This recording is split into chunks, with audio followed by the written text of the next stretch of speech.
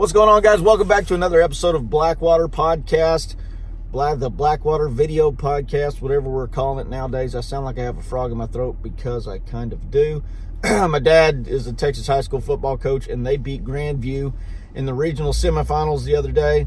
And Grandview was a back-to-back state champion, so yes, I did a little bit of yelling. Congratulations to them. They play again this Friday at Mesquite Hamby Stadium in Mesquite, Texas, against Mount Vernon, which is where Art Briles, the old Baylor coach, that's where Art Briles is now. So I'm sure they're going to see a lot of hurry up, spread, fast pace, try to snap the ball before you're ever ready, like the old style Baylor offense. And we're going to be there. We're going to be there cheering him on. Anyways, today is episode number 15. It is brought to you by Megalo Deer Feed, because this episode or this podcast or however in the crap, we got to figure out how we're going to say that. I don't know. We're on 15 now. We still haven't figured it out. I suck at this. I need you guys to help out. Some of you are starting to participate and writing in on the comments. That's what we need. Our numbers are growing when y'all write in on the comments. When you don't write in on the comments and it just kind of goes dead, I don't care about the money on this thing. I mean, crap, we're making, I can show you the analytics. We made, like, the most popular video we've ever had on here made $5, so that ain't what it's about. We just want to have some interaction and get this thing going to where we can actually have sit-downs and talks in an office one day. But nonetheless, brought to you by Megalo Deer Feed, because this episode is about, or entitled, Why I Started a Deer Feed Business. And even that in and of itself is kind of, you know, it's kind of morphed throughout the beginning, because it was designed to be that. However, I shouldn't jump into that too fast. We should just take it one step at a time. So here we go. Here's one step at a time. Like you know from watching previous stuff, I started doing this guidance stuff when I was about 14 years old. I'm 34 now. That's 20 years of guiding. The first few years I didn't guide. I helped skin pigs. I was the gut bucket boy. I did all kind of stuff like that, making, you know, $20 to $40 a day, depending on if the boss was pissed or in a good mood.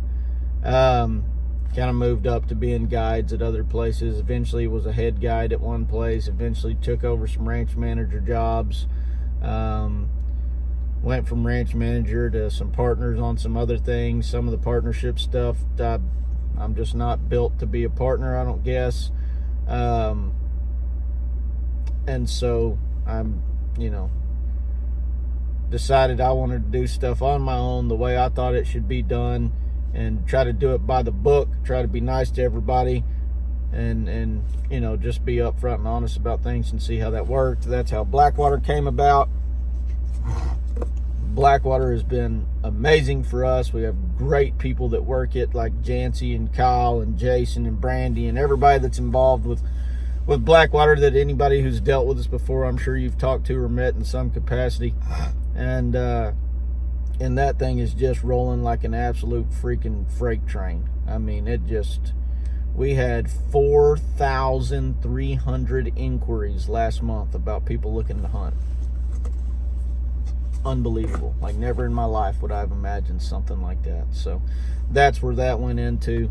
And then here comes the Megalo, which Megalo is the name of our deer feed business. So let's take that all the way back to the beginning. I've always been a data nerd, and so I always tried to keep data of what worked and what didn't work, right? Because if, you know, like I said earlier, my dad is a football coach. My dad's dad was a football coach. My dad's brother was a football coach. It's just my granny was a basketball coach. My mom is in education also. My sister was a teacher and a coach. I mean, we come from an extremely competitive family. All right? If we're going to play ping pong against a 90-year-old woman, I'm going to be respectful, but I'm going to try to beat her. That's just my nature. That's just how I was raised. I'm competitive. I want to win. I don't think you ought to play if you're not playing to win. And so that was kind of my mindset. Well, when it somehow the good Lord blessed me with, maybe cursed me, I don't know, but the need or the want to learn more and more, just be a sponge when it comes to information. And so from a very early age, when I started this, I wanted to know, what's the best way to get deer in? What's the best way to get pigs in? We've, growing up around Utopia, having places down there, we had free range axis deer. What's the best way to get these axis deer in? I'm handicapped with these little bitty pieces of property that I'm allowed to hunt on. And what's my advantage to being able to get those in? Well, in the state of Texas, it's feed, right? But everybody and their grandmother feeds corn out of deer feeders, which is great, right? There's very few things in this world that work better at attracting animals than corn. You'll attract everything from birds to possums to coons to deer, dove to coyotes to pigs, whatever you want. Cows, they're going to come eat corn. And so once again, once you do that, you've got an entire, you're back on a level playing field. And although that sounds like where you want to be, I didn't, right? I wanted to be on a playing field that might be a step ahead of the next guy. So I was constantly trying new stuff, right? I'd try whatever product came out on the market. I would try whatever concoction I could come up with in my head to figure out, you know what I mean? I remember one year in Utopia just pounding the watermelon, and my granny asking why I wanted to eat watermelon so much all the time, and it was because I heard deer liked watermelon, so I wanted to save just as much as I ate so I could throw it out there and see if the deer would eat the watermelon. But anyways, I started keeping a log book, right? And so I would have this log book, and I did this to start with on axis deer because I've just, my entire life, I shot my first axis buck when I was like 13 years old. And from that point forward, I've just been absolutely addicted and obsessed with axis deer, learning as much about them as I can. And, from breeding cycles to rutting cycles to how to kill them to how to grow them, the whole 9 yards, right? And I'm not some big name in the axis industry, but I don't have my own little area here at the house where I can just sit and play scientist and raise and grow axis deer. It's got to be all over the state, and our goal more than trying to grow them in different areas is, we got to get these hunters in and get them a chance at a nice axis buck. And so I started keeping all this data about, what am I seeing the axis deer or the whitetail deer or whatever, what are they eating right now? January, February, March, what are they eating? April, May, June, what are they eating? July, August, September, what are they eating? October, November, December, what are they eating? And how are they acting? And why is it that in January, February, and March, they like this type of food, and they like food A, and if you put food B out, they won't touch it. But April, May, June, you put food A and food B back out, and they don't even look at food A, but they hammer food B, which they wouldn't touch 2 months ago. And the cycle continues. And so I started trying to realize, why is it that they like that? And ultimately, what it comes down to at the end of the day is that I don't feel it's as much of a taste preference, which I've struggled with this one because as humans we know that your taste comes from your scent of smell. And deer species have such a stronger scent of smell than humans do that you would figure they would taste on a much higher scale than we would taste, which they might, and their taste may be so refined that that stuff that we wouldn't think tastes good might taste great to them. Either way, all my data ended up showing at the end of the day that the taste wasn't as big of a deal as what does their body need at that given season, right? And so we kind of break everything up in the animal world, which we used to do in the people world before everything went so fast. But you go back into Mayan times and stuff like that, and everything is, even early settlers and farmers, everything is broken into seasons. You're living by the season, right? You're living by the spring, the summer, the winter, the fall. And so different things are done at those times. And even in humans then, different things were eaten at those times because only certain things were able to grow and produce. And I think nature is the best doctor and the best healer of all things that we have on this planet. And we can try to scientifically, formulate as much as possible. And I do think that we can, as humans now, with the technology we have, we can pump up some of the things that nature provides and maybe make things go faster or get bigger or stronger. We see that all the time in athletes.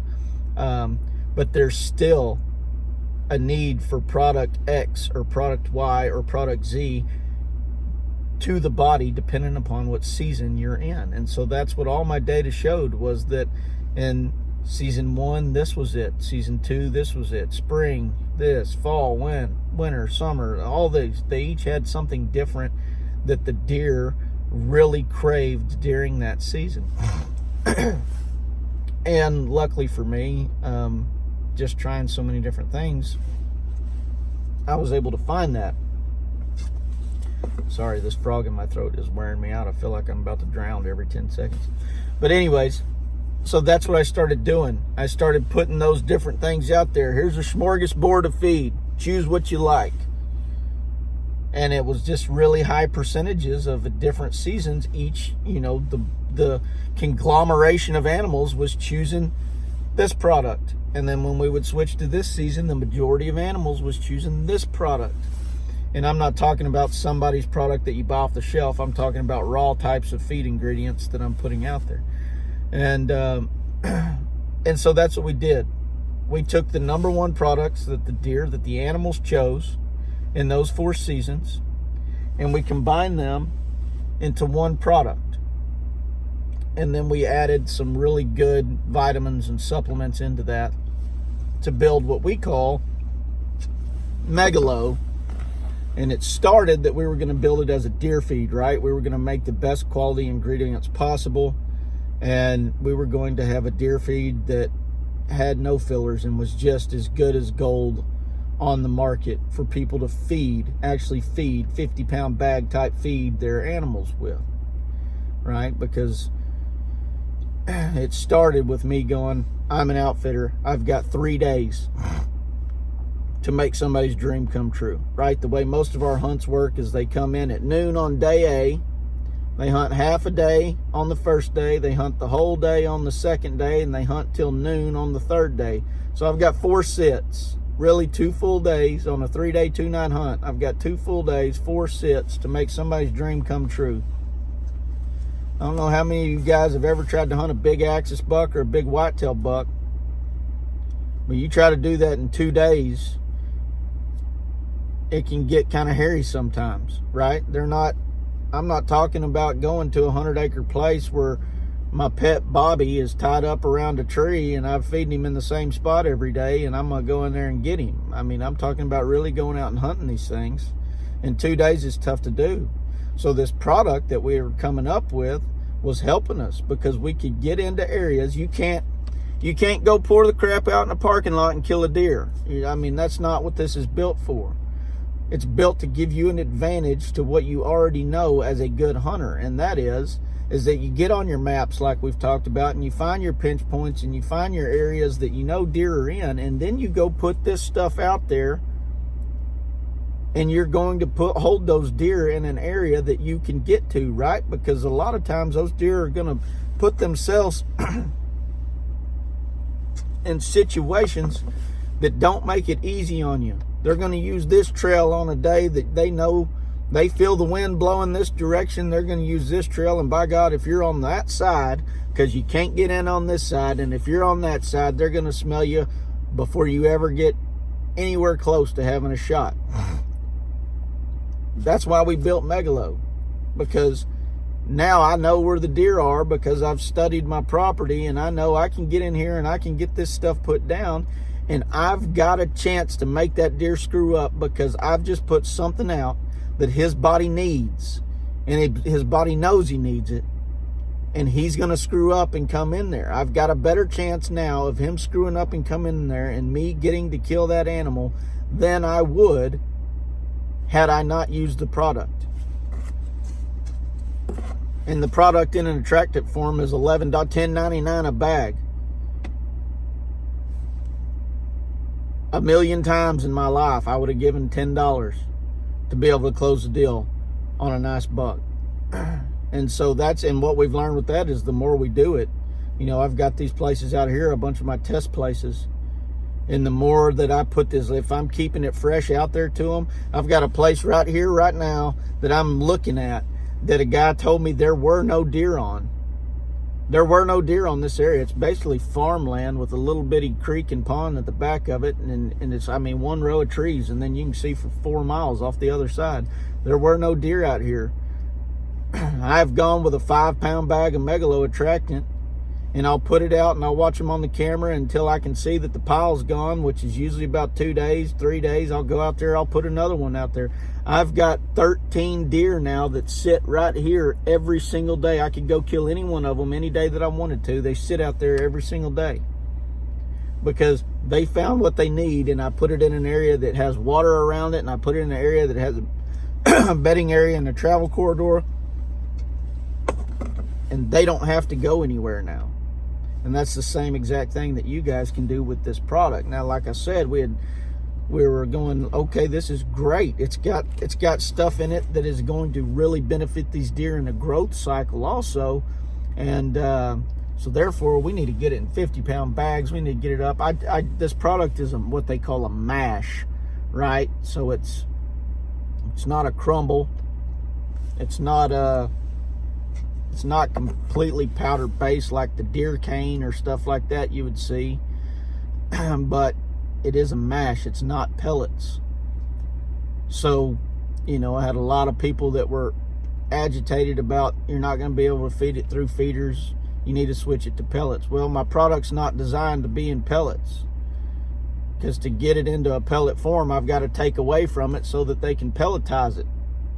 And that's not what I want to do. Because in the form it is right now, it is 82.6% TDN. It is super digestible to those animals. It's super palatable to those animals, and they love eating it. Once I put it in a pellet form, now I've got a coating over it, and it's something else their body has to break down. I'm not doing this, which I probably should, because I'm probably about to stick my foot in my mouth and cause people not to want to buy it. But I'm not doing this for the ease of you filling a feeder. I'm doing this for the benefit of the deer that we're feeding. And therefore, they like it in this mash form that it's in, and I'm going to keep it in that mash form for them. Like I told my wife and a bunch of other people, I would build this product. Whether we decided to sell it or not, I would continue building this product because it makes myself, my employees, and my clients more successful. And that's worth it to me. The deer like it, and that's what they're going to get. Now, since I don't have it in pellet form, it's tough to feed in a feeder. You're not, if you go put it in a regular protein feeder, it's probably going to clog a protein feeder. You have to either pour it in a tub, a trough, on the ground, or get yourself a creek feeder if you wanted to fill big quantities. But going back to my point on the big quantities, the product is such high quality product, it would cost an arm, and I would have to sell a 50-pound bag without our enzymes in it for $25 a bag, and that's just too much compared to what you can get nowadays. Now, I will tell you this, here's a secret if you've made it to the 19-minute point, which most of you won't make it to, but if you have, here's a secret, or a hot take, or a spoiler, I guess is what it's called nowadays. In January, we already have a product. We staged this off, I guess because I'm so sneaky. We staged this off so that we release this attractant here in deer season, because that's what most of the people are going to want to use during deer season.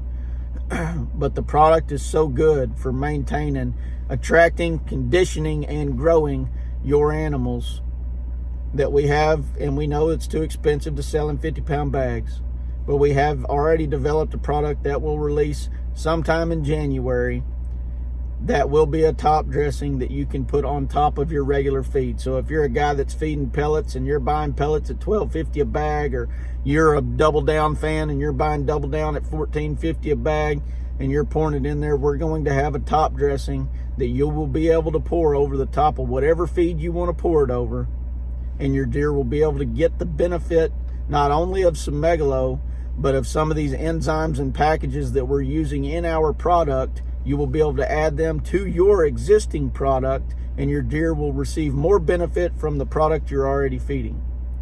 And it will be extremely affordable. So that's our way of saying, how can we get this into the hands of the guys that are really feeding these deer all year long, like we talked about doing in the first place. I'll say this too, if you want to buy it in 50-pound bags, if you're a dude that's got the money to spend $24, $25 a 50-pound bag, and you can increase your feed bill by a couple $100 a ton, we're all about selling it to you. But if you're not, which I'm not, I can't afford to do that. I understand that 100%. Don't get me wrong, I ain't putting pressure on anybody. If you're not, and you're feeding $12, $14 a bag protein, and you're feeding it year round like a guy ought to do if he's trying to grow deer, then we will have this product for you come January to top dress it. And we're not trying to take over anybody's portion of the market or say our feed's better than anybody else's. That's not what we're trying to do.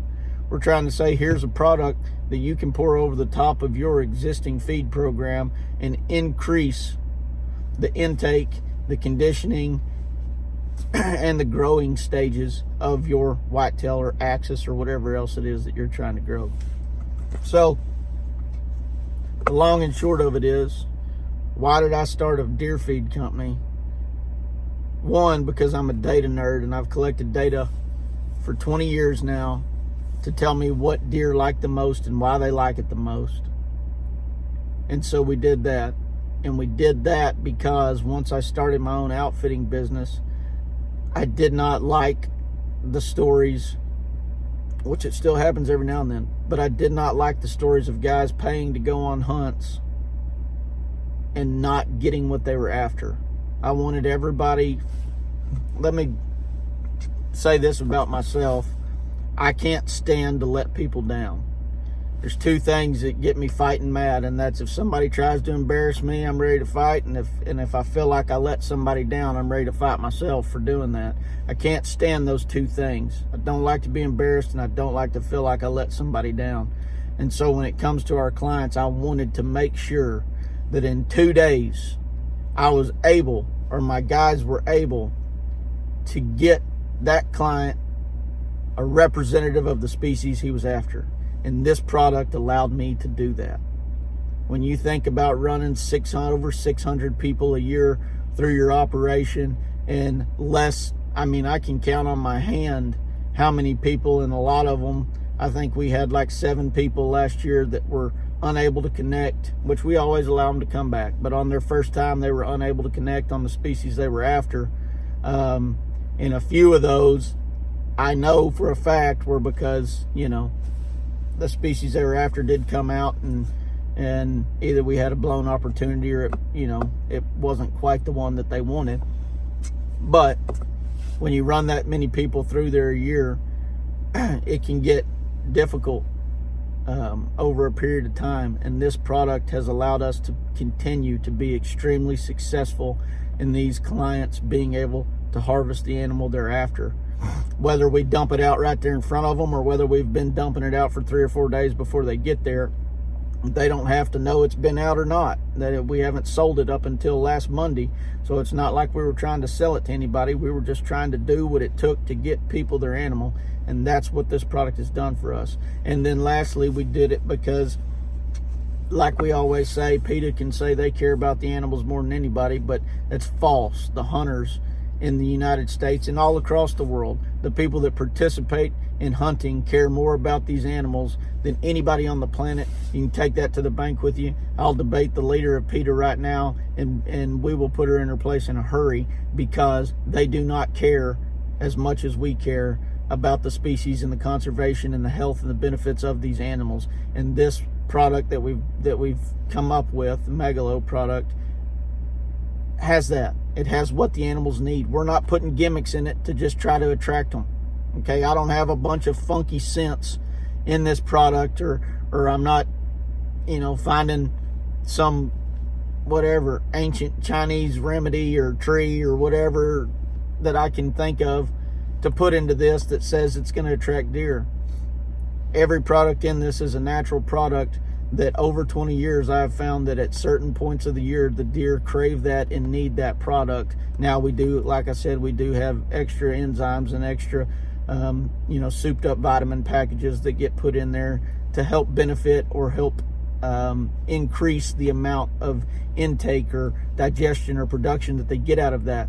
But every product, there's no gimmicks in the product, and so it's natural and it's healthy for the animals, and it will help the animals, and that's why we've done that to that extent. So there it is.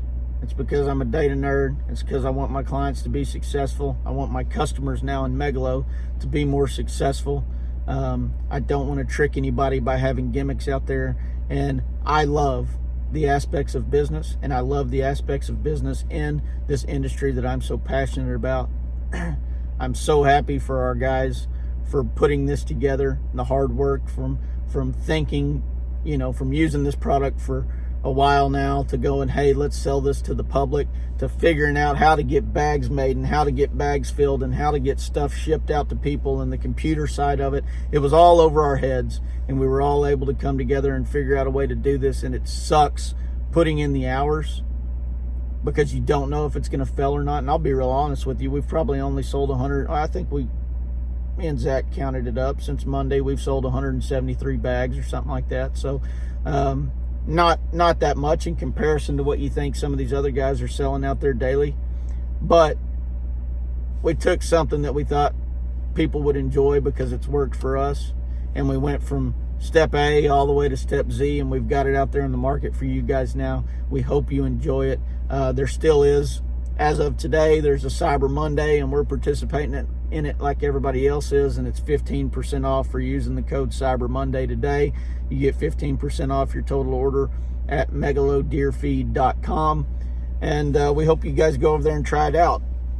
If you have tried it out or decide to try it out, go ahead and send us some pictures of what you're looking at out there too.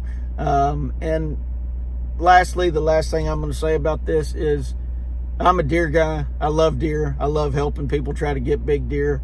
Just the other day, I got a deer that I could probably kill myself, and he's real close to the neighbor's place, and I'm trying to help the neighbor get set up on him about, you're only going to get this deer on a southeast wind. You got to be here. This is his travel corridor. This is the line you got to be in. And people are thinking I'm absolutely crazy for helping this guy out. And in the back of my mind, I'm thinking, I've got that deer on camera pounding Megalo daily. If my neighbor can get him, I'm just as happy as if I could get him myself. And so in saying that, I want you guys to know, if you're buying Megalo products and you have a question on where you should put that out, by all means, write into me. Let's talk about it. Let's get on OnX Maps on your property, and I'm more than happy to check it out and go, hey, you know what? Here's where I think those deer are traveling. Here's your water. Here's your bedding. This is your predominant wind. This is where you're going to be able to get in and get out of, and I think this is where you ought to put this product to be successful. I'm more than happy to do that. I actually enjoy doing that, and I'm thrilled about the success of you guys as well. So if you get a chance, check us out, megalodeerfeed.com. If you want to buy some, buy some. If you ain't got the money to do it, don't worry about it. Surely we'll have enough sales one day that we can start giving some of this stuff away to lucky winners of something. I don't even know how that works, but we'll definitely try it. I thank you guys again for listening. It's always fun chatting with you people. If you get a chance, drop us a comment in the comment section below here on this podcast, and we will see you guys back again next Monday for episode number 16 of the Blackwater Podcast. Y'all take care.